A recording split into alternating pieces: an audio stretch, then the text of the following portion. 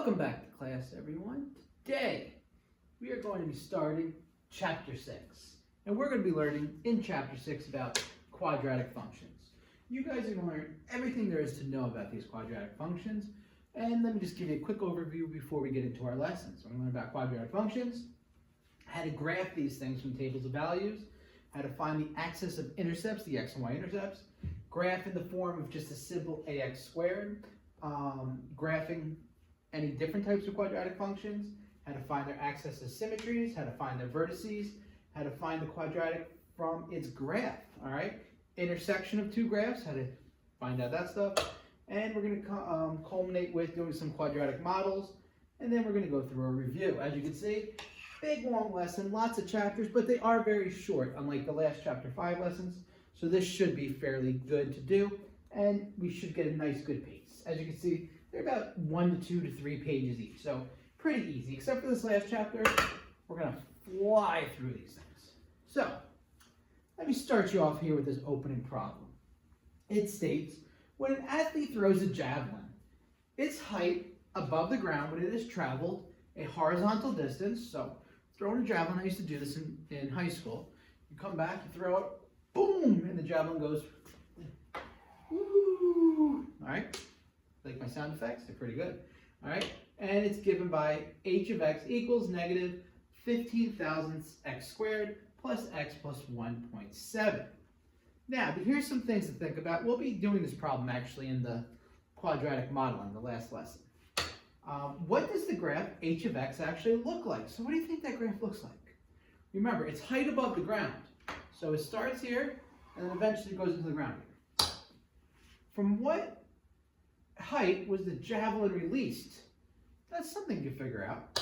How high is the javelin after it travels 20 meters horizontally? So after it goes 20 meters, how high is this thing off the ground? What's the maximum height it reaches? Reaches the height and then it starts going down. So going to reach the maximum height. We'll be able to find out what this is. What value of x is it reasonable to use this model? Okay, so there's only a certain distance of x's. For instance, you wouldn't say x would be a mile, because no one could throw a javelin a mile. I think I threw it about 140 or 150 feet. Was it feet or yards? I forget. But it wasn't great. It was enough to get like second, third place in all the meets. So that's what they wanted me to do. It wasn't outstanding. My big thing was the pole vault. That's where I excelled. All right, and finally, the javelin was released when the athlete was 3.4 meters behind the line. Okay, what's the distance recorded for the throw? So that means if I release it back here, there's the line, 3.4 meters. Oh, that's like 10 feet. Behind the line, what was his total distance? So you're going to be able to figure out how to do something with this just by using your quadratics. That's the end game. That's the goal of these lessons. First off, you need to know what a quadratic function is, and we're going to do a quick little review. And we'll get into this more in depth in the future lessons. Quadratic function is a function in the form ax squared plus bx plus c. All right? A, b, and c are numbers. The only thing is a cannot be 0, because bx plus c, this is a linear function. We don't want that. This could be okay, ax squared plus c. ax squared plus bx, those are okay, but you can't have a being 0. Bx plus c, not a quadratic because you need this raised to the second power. Right? Some examples of where we would see quadratic functions, because they are parabolas, is a water fountain. You ever see water? You guys go to Great Adventure, Hurricane Harbor, the water that shoots up. All right, looks like it's jumping. Bridges. And even a radio telescope. Okay, you may say, what do you mean radio telescope? Well, the way waves run and right here. Quadratic. It's a parabola. Parabola. So those are places that you would see parabolas, right? And they're pretty much the graph of a quadratic function. When you have a parabola for a quadratic function, it's either going to be pretty much a U or an upside down U. Not a sideways U, because then it's not a function, because then you have more than one value of y for x, and you can't have it. U-shaped curve, and it can only open up or down. All right, not a V, a U, because there has to be a curve to it. All right, now if you go to your book, there's an activity here. We're going to do this in class. I'm not going to really show it on the computer, but it's on conic sections. I'll explain it real quick. A cone is a right circular if its apex is directly above the center of the base. So if your apex, if you draw this line straight up, it's a right circular, okay? Now, this is a double inverted right circular cone. Double cone, one of the cones is inverted on top of the other one. Now, if we had two right circular cones, and we placed one upside down on the other, and now propose these are infinitely tall, meaning these things go out forever, okay? Picture this in your head. We could do something called conic sections. Now, if you click on the demo in Chapter 6 in the IB book, this will bring you to a demo where we're able to do all this stuff. I don't want to get into it on the video because it's more of a hands-on activity. There's 7 possible intersections caused by cutting a double inverted right circular cone with a plane. That's weird, isn't it? So this thing, when you cut it, you can either cut it down the middle, you get your point. You can cut it on the side, get a line. You can get a line, pair, circle, ellipse, parabola, hyperbola, all those things. And I want you guys to play with this, and we're going to do that in class, and you're going to explain it later. You're going to observe how cutting this parabola, how cutting the parabola results in cutting the cone parallel to its slant edge. All stuff we're going to cover in class. We'll get to that later on. All right, but hey, we just completed that activity. Now we can start the lesson. See that? Pretty good, right? All right, so getting into our actual lesson now. 6.A quadratic functions. All right, so this is the gist of the lesson. You like my new tiger? His blue eyes for this winter. Students will be able to find y given x in a quadratic equation. You'll be able to find x given y in quadratic equations. And finally, determine if the given points satisfy certain quadratic equations. That's your goal by the end of this lesson. Very simple, very quick lesson, as I said before. So once again, back to what is a quadratic function? All right, you either went over this yesterday or a couple minutes ago, and we said relationship between two variables x and y equals stuff. Now this ratio is very important. It is written in the form ax squared plus bx plus c. What can't be 0? Of course. In this situation, a, b, and c's are constants, meaning numbers, and a cannot be 0. They can be fractions, they can be decimals. They could be things like pi, they could be rational numbers. Right? They could be irrational numbers, but they have to be numbers. Right? Whole lesson is right here. This is the whole thing. We're done. Done with Chapter 6. Ready to move 7? No. All right, so we're going to go through this, and the beginning is so easy. So the first thing says, finding y given x. For any value of x, the corresponding value of y can be found by substitution. For example, example 1. If y equals negative 2x squared plus 3x plus 1, can we find the value of y when x is 0, x is 2, x is negative 3? And how do you think we would go about doing that? So think real quick, carefully. How do we do that? Of course, good answer. You would just plug in x for whatever x is into the equation. So for instance, for the first one, what you would do here is 2 times 0 plus 3 times 0 plus 1. 0 squared is 0, so negative 2, times 0 plus 0 plus 1. Negative 2 times 0 is 0 plus 0 plus 1, and your answer is 1. So when x equals 0, y has to equal 1. Why don't you do B and C? This is going back to middle school. But we're going to start low, and you saw where we're going based on that model problem, how we're going to be modeling all that stuff. So, Ms. Val, if you can please come to the office. Systems is going off again. X equals 2. Negative 2, 2 squared plus 3 times 2 plus 1. This becomes, very simply, negative 2 times 4 plus 6 plus 1. Negative 8 plus 6 plus 1. And the final answer here is negative 1. Right? Do C. All right. You did see. That becomes a negative 3. Negative 2 times negative 3 squared plus 3 times negative 3 plus 1. Anytime you square a negative, it's a positive. Negative 2 times 9 plus a negative 9 plus 1 is negative 18 minus 9 plus 1. Negative 27 plus 1 is negative 26. And that is that. Look how easy that is. All right. A lot easier than the end of chapter 5, isn't it? Don't worry. This just starts here. So, we're going to go into an even easier question. I want you to look at problems A through F and tell me which ones of these represent a quadratic function. And then if it doesn't, tell me why it doesn't represent a quadratic function. All right, let's go check it out. Yes or no? That is a quadratic function because of the 2x squared. All it needs to do is have an x squared involved. So, quadratic. What about B? Is there an x squared? No, not quadratic. That's it. Do C, D, E, and F if you haven't done yet. All right, C. Quadratic, because you have that 2x squared again. Uh-oh. Why did it him question? That's no good. Oh, it would have been quadratic anyway. You notice this? Same question. D. Is D a quadratic? D is indeed a quadratic. C should just say negative 2x squared. It's still quadratic. All right?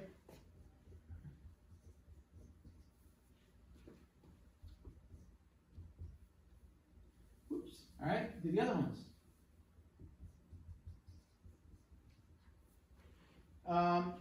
D, definitely quadratic. There could be a negative sign in front. That is allowed. What about E? Why is the x? Whoop. Do you see an x squared? No x squared. Not a quadratic. What about F? If you're having trouble, just rewrite it. I can add 2x squared to both sides, right? I get y equals 2x squared plus 3x minus 1. Either way, though, has an x squared. Since there's an x squared involved, yes, it is a quadratic.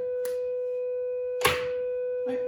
And that's all there is to it. See that? Easiest problem we're going to get in this whole chapter. Whoop.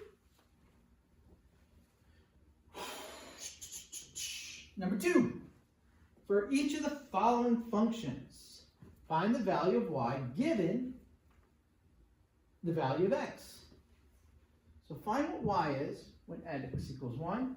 All right, so do these. This is just like the first example that we did before. All right. All right, I hope you got your answers. All you're doing is plugging in x equals 1. 1 squared plus 3 times 1 minus 7. 1 plus 3 minus 7.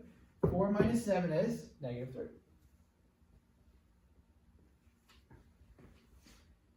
When x equals negative 2, you're plugging the negative 2 in here. Negative 2 times negative 2 squared plus 5 times negative 2 plus that. Negative 2 squared is 4. Negative 2 times 4 is negative 8. Oops, sorry, 4. 5 times negative 2 is negative 10. Plus 2. Negative 8 plus negative 10 is negative 8 minus 10 is negative 18. Plus 2 is negative 16. Right. And x is 3. Plug 3 in. 3 times 3 squared minus 2 times 3 minus 5. 3 times 9 minus 6 plus 5. 27 minus 6 plus 5. And that gives you 27 minus 11 is 16. When x is 1, I just pick up anything and use this pointers. Negative 3 times negative 1 squared plus 7 times negative 1 minus 2. Negative 3 times 1 minus 7 minus 2. Negative 3 minus 7 minus 2. Negative 12. Okay? All this can be done and should be done in your brain. Okay? That's number 2. Ready to take it up a level? Of course, this is way too easy for you. Number 3, complete the table of values. We're going to be doing this a lot in the next chapter. You remember how to complete a table of values. All you do is you take all these x's, and then you plug them in for the x. This goes back to Algebra 1, which you guys most likely did in 8th grade or 7th grade. So for instance, negative 2 gets plugged in. Negative 2 squared is 4. Minus is plus 6. So 4 plus 6 plus 1 is 11. Why don't you guys complete this table and do problem B as well.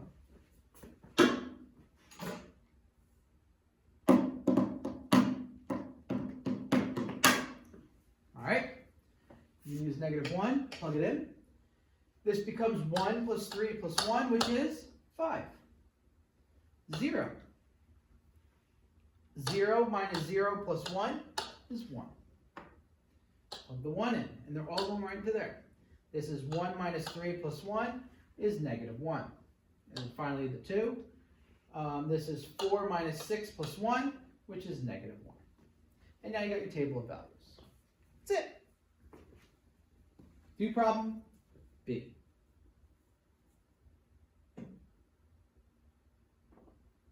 Now problem B. Same basic concept. We're just plugging it into a new equation. Negative 3 times negative 4 squared plus 2 times negative 4 plus 4. This becomes negative 3 times 16 minus 8 plus 4, which is negative 48 minus 8 plus 4, which is negative 52. Right. Negative 2. Negative. Oh no! Why does it say negative 1? Should that be a 1 or a 2? That should be a negative 2. Alright, so let's make sure I get this right. Negative 3 times 4 is negative 12. Minus 4 plus 4 should be negative 12. Alright, I just put the wrong number in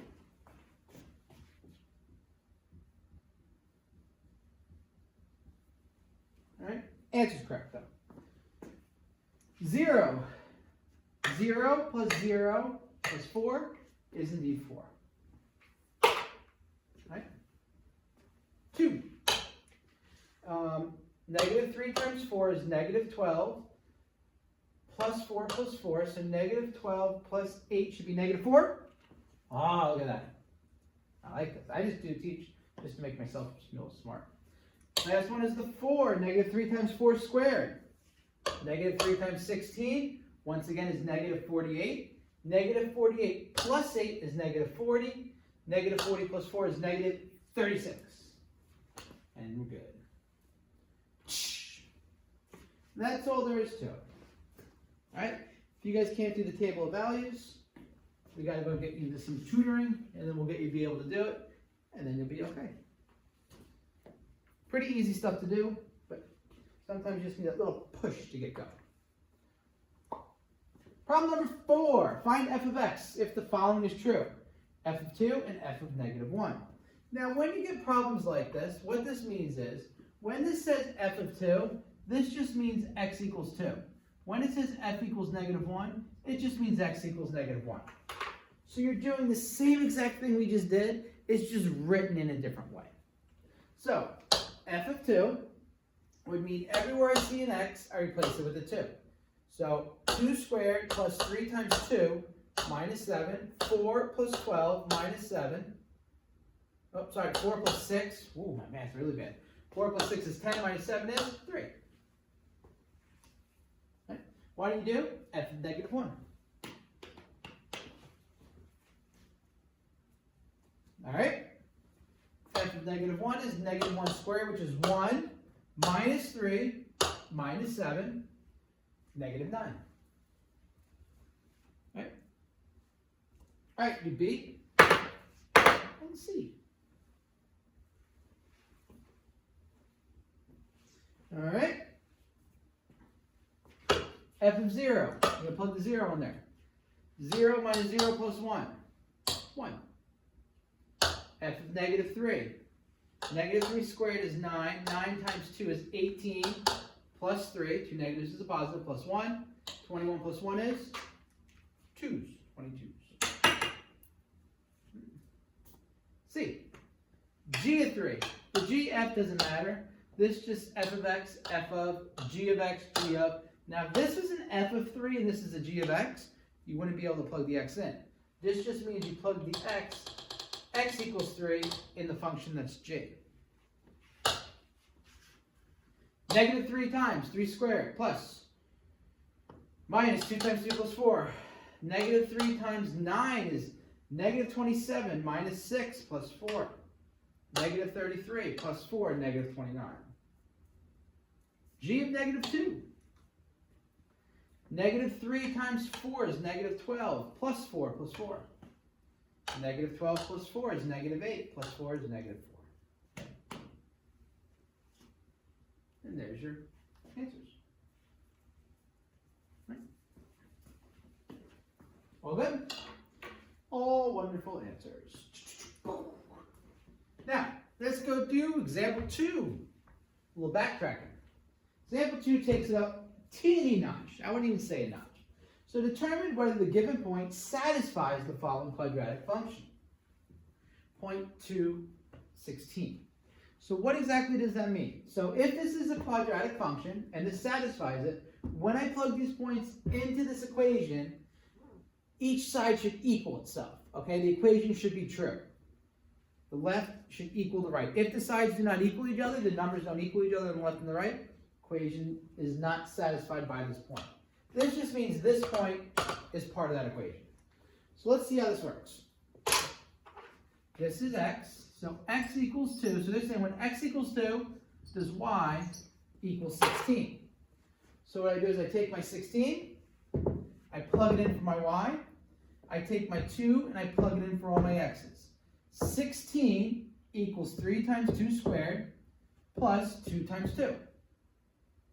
Now this side, this number, has to equal 16, and that means that point is part of that graph. So 3 times 4 plus 4, 12 plus 4 is 16. The two sides equal each other. That means good.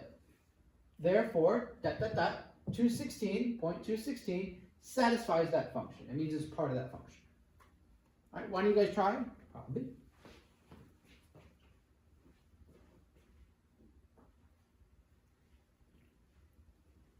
All right, let's keep moving.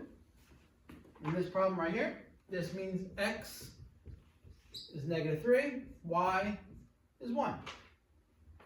1 equals negative 3 squared minus 2 times negative 3 plus 1. You don't put a negative 3 on here because there's no x.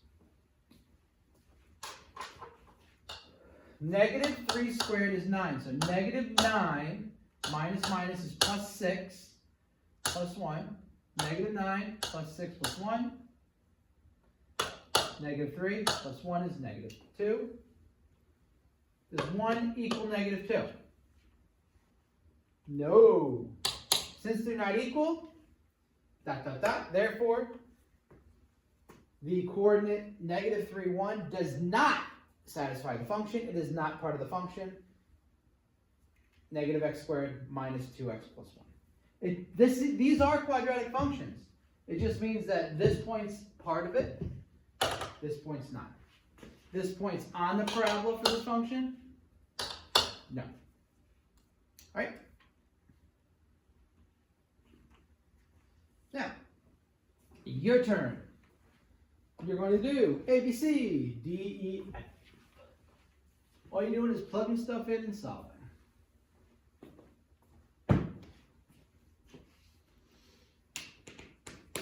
All right, let's go look at it. X, Y. All right, just remember, it's always X, Y.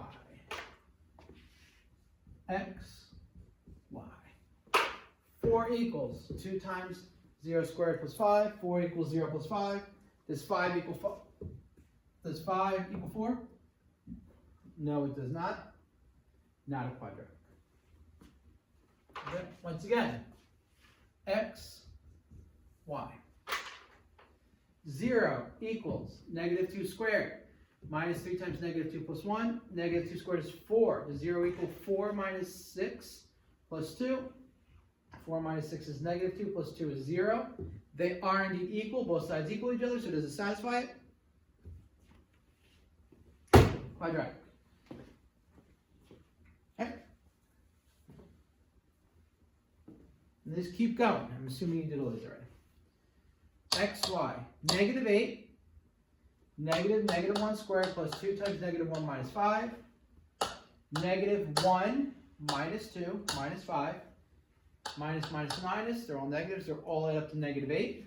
They do equal each other, so it's quadratic. D. Negative 15 equals negative 2 times 3 squared minus 3 plus 6. Negative 15 equals negative 2 times 9 minus 3 plus 6. All right. Negative 2 times 9 is negative 18. Negative 18 minus 3 is negative 21 plus 3 is negative 15 again. They are indeed equal, so it is indeed a quadratic.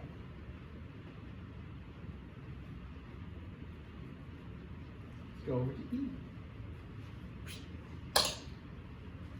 3 squared, so 10 equals 3 times x, 2 squared minus 4 times 2 plus 10. 10 equals 3 times 4, which is 12, minus 8 plus 10.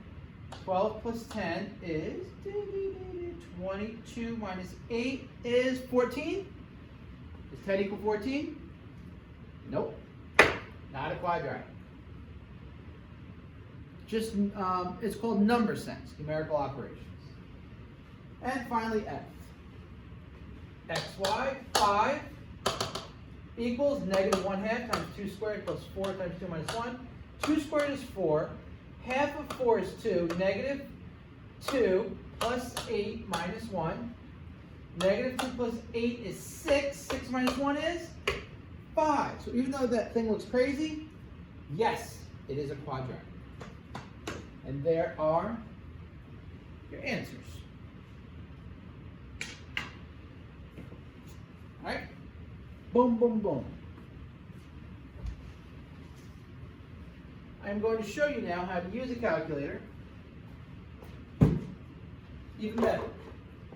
All right? These calculators are the savior of a lot of students. These things are the best things in the world. You just got to know how to use them. If you know how to use them, you're good. If you don't know how to use them, you're in trouble. All right, so really quick. To solve polynomial equations, we use the polynomial root finder. Okay? This is when you don't know, say you don't remember how to graph this, or a lot of times you can do it using factoring, but say it's something that you can't factor and you don't feel like using the quadratic equation. You know the one that's negative b plus or minus the square root of, what's it, b squared minus 4ac over 2a, something like that. You don't want to use that big equation, you just want the calculator to do it for you. Polynomial root finder is the way to go. So when using it, the equation must be in a polynomial form, meaning that you must have x squared and x on one side and any constants on the other. Okay? We rearrange the equation, you need everything on one side. So you want it in the form y equals everything else. So this 7 would have to be with this. So how do we get the 7 over here? What do we do to both sides? We subtract 7. So you have 2x squared plus 4x minus 7 equals 0. Because all you do to get this guy into here is I go, oh, I just subtract 7 from both sides. Now it's with this, and this becomes the 0. All right? Now, to access polynomial root finder, the first button you're going to press is X. Then you press 9. Then you select 1. All right? You get to something that looks like this, and I'm going to show you very shortly with my calculator in a second. All right? Highlight the options. In this case, there is order should be 2, meaning you're raising it to the second power. All right? You hit next. Fill in the boxes. Press next on the graph. So your order is 2. You fill in the boxes that look like this. You got 2x squared plus 4x minus 7. You hit solve, and it tells you what the x's are. In this case, it tells you x is 1.12 or negative 3.12. Okay? That was pretty easy, wasn't it? Now, you like when I show you on my calculator better. So I'm going to go up here with my calculator. Whoop, I'm gonna zoom in. So the first thing I'm gonna do is I'm gonna press the apps button. Now the apps button is right here. Whoop, let me make sure I'm not, apps, right here, see apps? 3 down, 2 over. So I press apps, I get here. I go down to number 9. Number 9 is Plysmiths, Plysmlt2. All right, right here, at the bottom. You can even press the number 9. Hit enter. Now, you're given a couple choices here. What I want to do is, there's a bunch of good stuff in here. What I'm going to use is just number 1, the polynomial root finder. So I press enter. Now, order is 2, because I'm raising it to the 2nd power. All right, if I was raising things to the 3rd power, you'd hit 3, 4th power 4, and so on. Okay, the rest of this stuff is pretty good. So I press next. Now, I already have some stuff in here from when I was doing this before, but I want to put my stuff in here. So I'm going to change this to a 2. So I press the number 2. Enter. All right, this is a plus, so I can make this plus or minus. It's plus 4x. So I enter 4. Now this is minus 7. So the key here is you press the minus button, not the negative. All right, enter, and then I press 7. Enter. Can I do a plus negative? Yes. But if I want to make it negative, you have to make sure you use the negative button, not the minus button.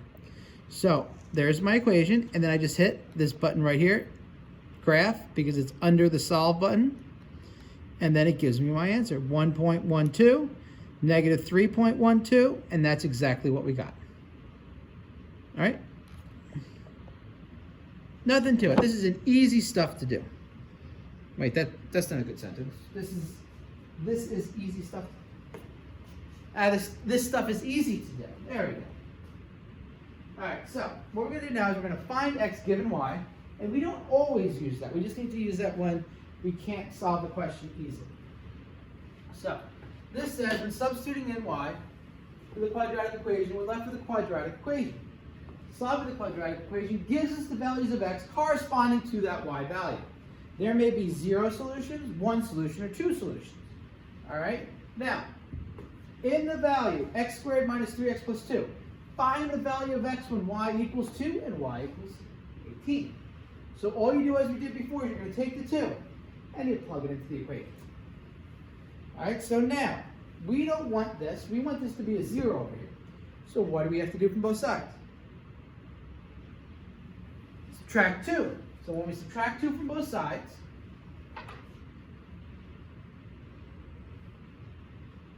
we get x squared minus 2x. 2's cancel out. 3 minus 2 is 1.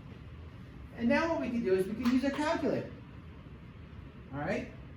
When we use our calculator, you end up with x equals 1 and 1. Now, just to tell you how to use the calculator again, I am going to clear out. I always just turn my calculator off because I hate going to it. So, back to my calculator. All right, so I'm going to go to apps again. Apps right here next to math. All right, I go hit number 9, PL Smith, polynomial function, orders 2, next. And then I just, what I got, x squared is a 1x squared. Anytime it's just, there's no variable there, it is a 1. If the whole thing is missing, it's a 0. Now this is minus 2x. So see this plus? I change it to a minus. I change it to a 2. Now this is a plus, and it's a plus 1. Notice this is always going to be 0. And then I hit solve. And I get 1 and 1. Now, do I have to use the calculator every time? Of course you don't. Oh, I got my thing crooked. What you could do instead, we know now our answer is 1. You're not going to put 1 twice. Another way to do this is, though, I can factor this. This right here is x minus 1 times x minus 1 equals 0. Negative 1 times negative 1 is 1. Negative 1 plus negative 1 is negative 2. X minus 1, you set it equal to 0. You add 1 to both sides, and you get x equals 1. Same thing. Calculator, algebra. I like doing it this way when I can, and this way when I can't. I'll be honest, if there's some numbers in front of the x squared, I go straight to this way. I'm lazy. If there's just something like this where I can factor it nice and quick, I do that way. All right, so do problem B.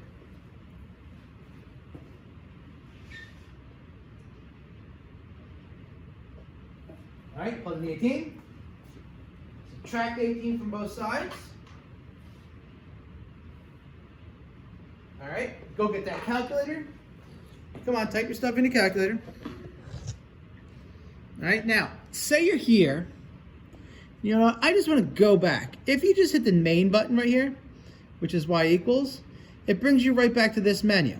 And then I can press enter and I'm right back here. Polynomials, hit my next button and I'm right back here. I go, oh, nice, I already got my 1 done. Minus 2x, good. The only difference is now it's minus 15. Oh, that's a 5. 1, 5. All right, notice how easy it is to change this stuff. I hit the solve button, which is graph, and I get negative 3 and 5. All right, same thing over here. Negative 3 and 5. Both are answers, so there's 2 answers. This means it crosses the x-axis twice. This means it just touches the x-axis.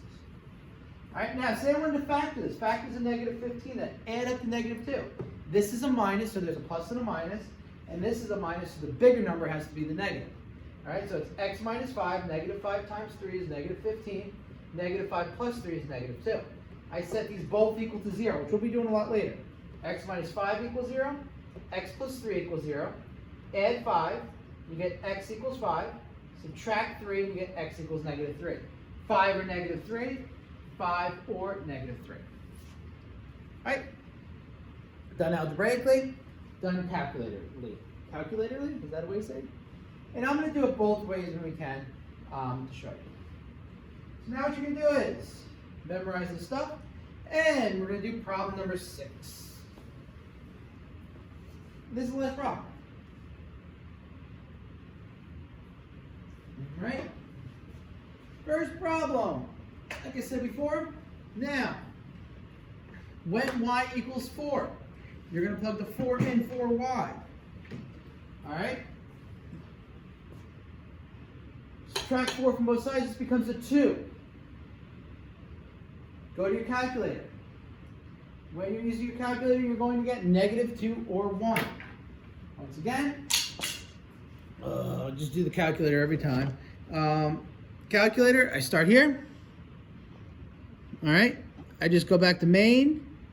All right, polynomial root finder, next. All right, this is a 1. This is plus 3. Make sure you change your signs. Plus 3. And this is plus 2. All right, so you should get something like that. Make sure your pluses are there. And then hit solve, and you get negative 1 and negative 2. All right, otherwise what you could do is you can, I'm just doing so much stuff. You can factor this. 1 times 2 is 2. 1 plus 2 is 3. Minus 1, minus 2. All right. Number 2. Plug in the 3. Subtract 3 from both sides. 7 minus 3 is 4. All right, I'm talking over here because I'm about to show you some more stuff.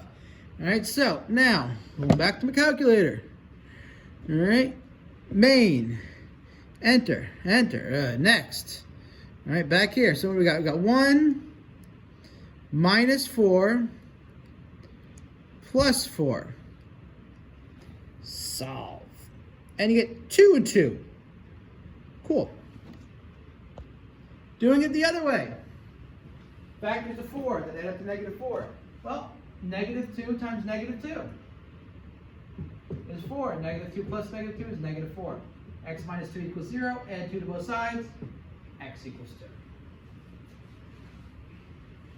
Ready for the next one? Negative 4. Now, since it's a negative 4, you have to add 4 to both sides. 1 plus 4 is 5. All right, back to. I'll do. I don't want to do it on that side. I'll stop my video. Back to my couch. That's why I'm always over here. If I touch the other side, I'll stop the video, and it's annoying to splice. All right, so this got a 1 minus 6x plus 5. Solve, and you get a 1 and a 5. Let's go check this out. Factors of 5 that add up to negative 6. 1 or 5 is our answer. 1 times 5 is 5. Negative 1 times negative 5 is 5. Negative 1 plus negative 5 is negative 6. Add 5 to both sides, you get 5. Add 1, x equals 1. All right? Now, I'll be honest, for the rest of the problems, I definitely used the calculator because I couldn't really factor in my head. Problem D. 4 equals 2x squared. You're going to just subtract 4 from both sides. 1 minus 4 is negative 3. Let's go do this bad boy. All right, so now we can really use this calculator good. So now I'm going to use my calculator. I got a 2x squared plus, right now it's minus, plus 5x minus 3. Solve. 1/2 and negative 3. Let's check our answer. Oh, x equals negative 3 or 0.5. Now the reason I use 0.5 as opposed to 1/2 is it fit better. I cheated. All right, let's go to the next problem. Y equals 1. Negative 2 minus 1 is negative 3. All right, once again, I'm back in my calculator program. Now, I'm going to mess this up, I know it. All right, so I got you over here. I'm trying to do it so you can see the graph and this at the same time. All right, so I got you. There we go. All right, so 1/2 I could just write as 0.5. All right, or you could do 1 divided by 2. It doesn't matter. Plus 5/2, so I can actually do 5 divided by 2. See how it's written as 5/2? 2.5, it just converts it to a decimal, minus 3. All right, I think I'm good here. I'm going to hit the solve button. And I get x equals 1 and x equals negative 6. What do you think? Think I'm good? X equals negative 6 or 1. Nice. And the last question. You got negative, subtract 2 from both sides, and you get negative 1/2 x squared minus 2x minus 3. Alrighty, get my number up here again. So negative 1/2 is the negative button, not minus, but the negative button, which is down here. If you put the minus button in, you will get an error. 1 divided by 2. So negative 1/2 plus 2x minus 3. Solve. Uh-oh. No real roots. Is that allowed? Yes. Sometimes your answer will be undefined. And if you're undefined, your answer will have something called no real roots, meaning that the answer doesn't exist. All right, so that means that this graph will never intercept the x-axis, which is allowed. Remember, I said at the beginning, it can intercept it 0 times, no real solutions, 1 time, 1 solution, or 2 times, 2 solutions. All right, and we're going to go over what all that stuff means in future lessons. All right? Here's your answers. And boom. And that completes 6.1 quadratic functions. All right, so now you're able to do all this simple stuff, and we will expand on it later. All right? Any questions? Go good? So, until the next lesson, see you guys later.